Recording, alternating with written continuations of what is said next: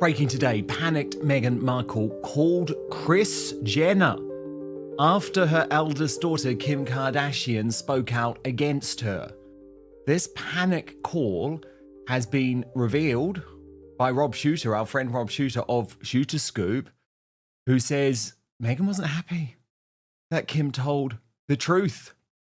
The real story behind the deleted photos wasn't what Meghan wanted out there. So let's get into it. Sources tell Naughty But Nice that Meghan Markle made a full-blown panic call to Kris Jenner after Kim Kardashian calmly and publicly explained why party photos of Meghan and Prince Harry were deleted from Kris's birthday posts.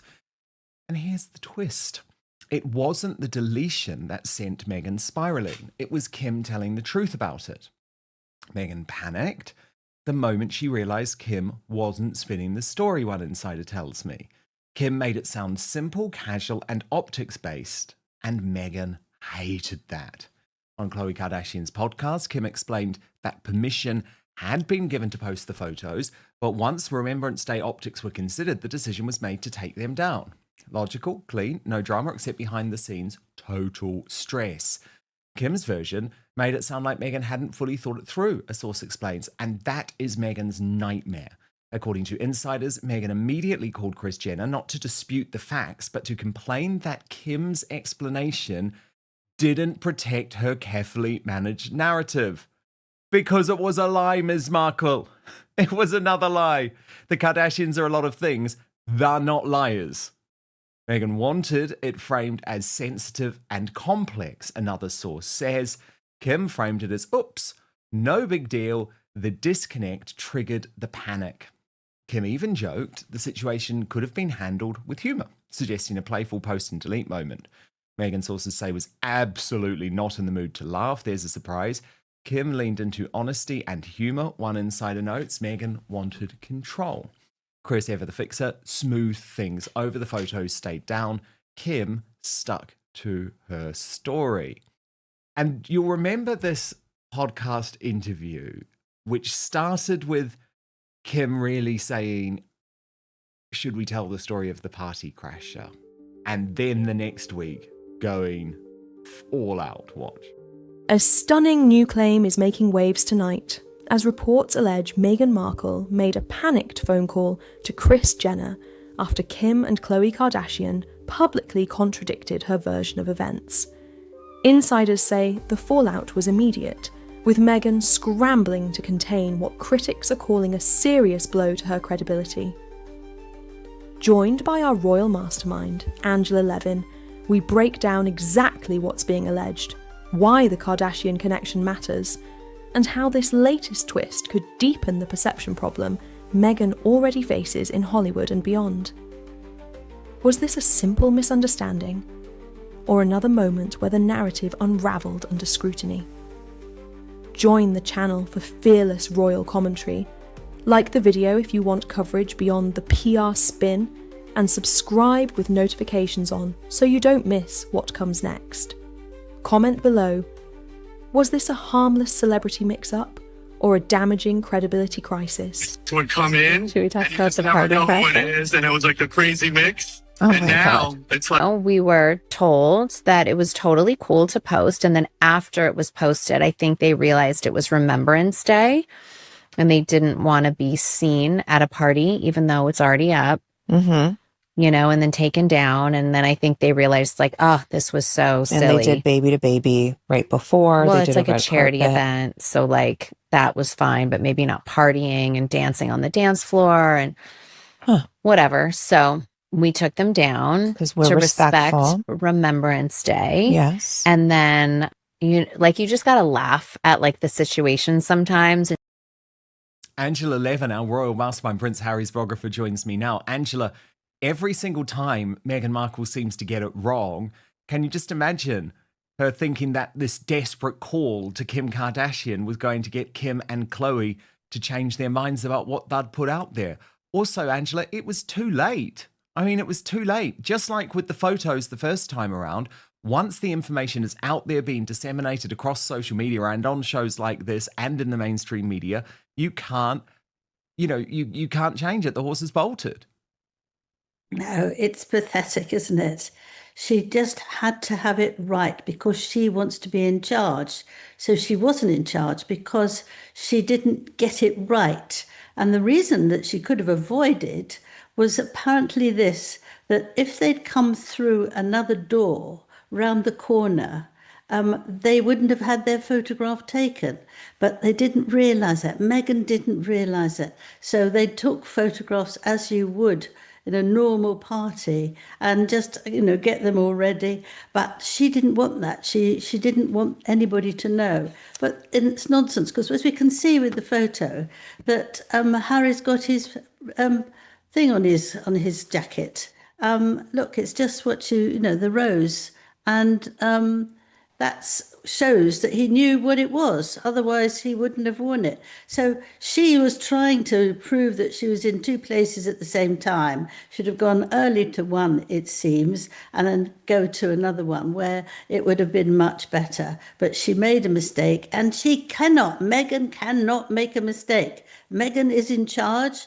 And that's it. And then there's more embarrassment for Meghan Markle overnight, with the New York Post reporting that jars of her unsold jam are overflowing at Netflix HQ. Sarah Nathan for Page 6 reporting they are literally giving it away. And she writes, Netflix staff are helping themselves to free as ever products as the streamer's Los Angeles office are filled with Meghan Markle's wares, Page 6 has learned. Apparently, there are 2 storage rooms packed with as ever products, said a source. They're literally just giving it away to employees. One staffer walked out with 10 products for free. Yeah. We're told jars of jam, candles, wine, and Meghan's favourite flower petal sprinkles are being kept in storage rooms at the Icon Tower and Epic building at the sprawling Netflix campus in Hollywood. Jars of Meghan Markle's unsold jam are literally being given away. Angela, I mean, what a fall from grace for yes, Meghan's relationship with Netflix.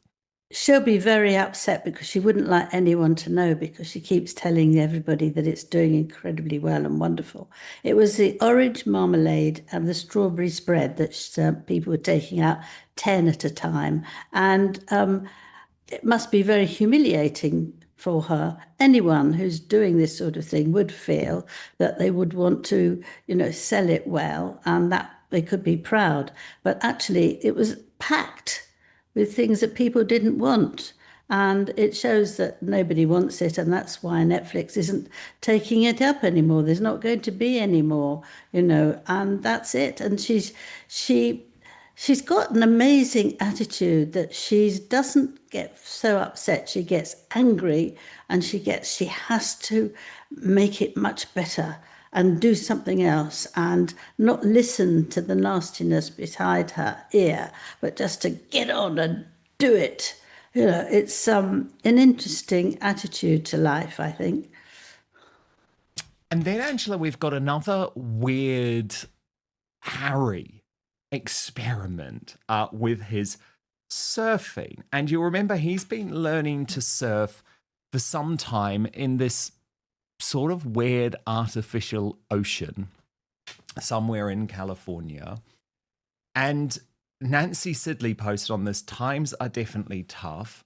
Harry isn't just merching the surf school, he's merching the board, the website, the wetsuit, the photographer, the videographer, the whole production package. And in the mainstream media, this has been promoted as Surf's Up, this great moment that Prince Harry catches a wave in California with the help of a celebrity coach. But I'm sorry, I'm not the only one saying, Angela, I just don't believe that this footage is actually real.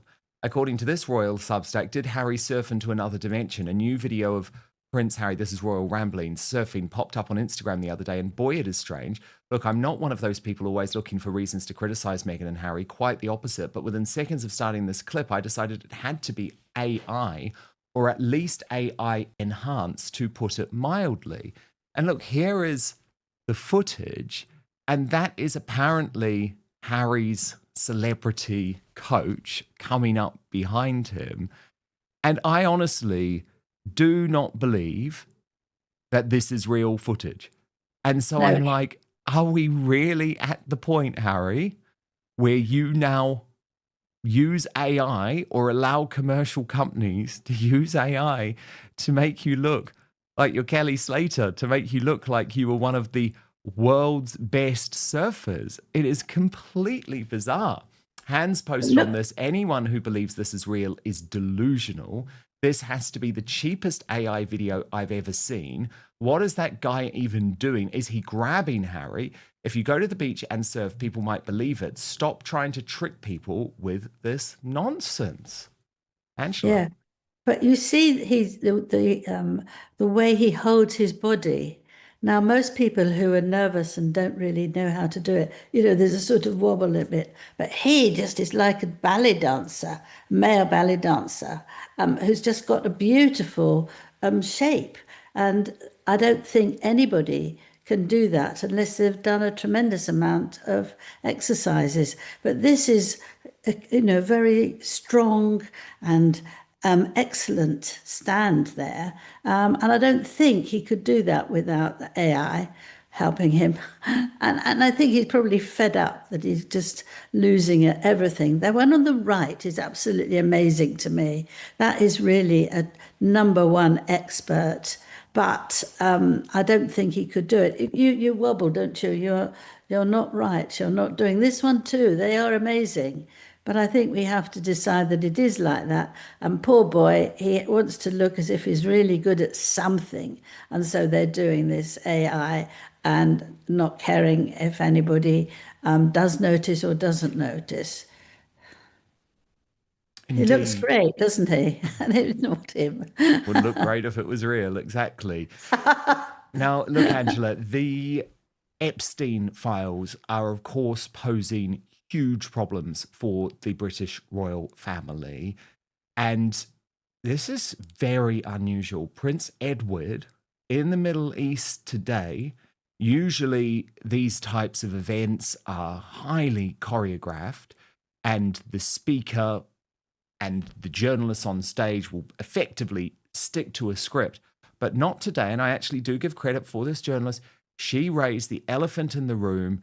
Prince Edward, I mean, I guess he dealt with it the best he could, but I don't think it was particularly convincing. Watch this.